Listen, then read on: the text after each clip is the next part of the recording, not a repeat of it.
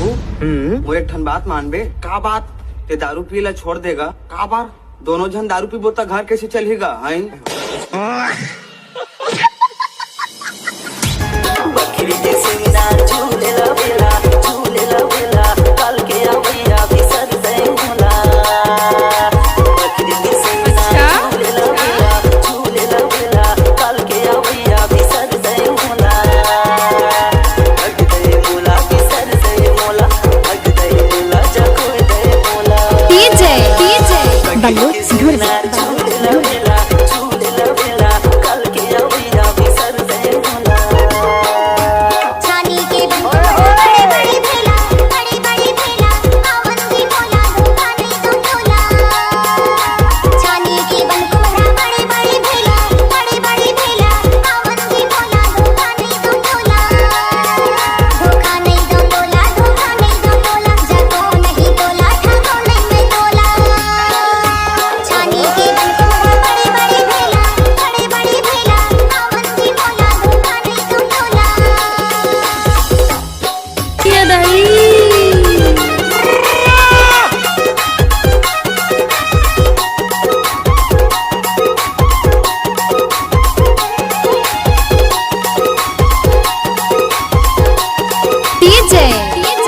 बल्लू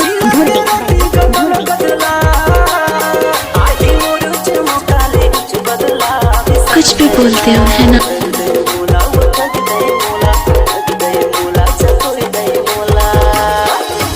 बकरी के सिंगार झूलेला बेला, झूलेला बेला।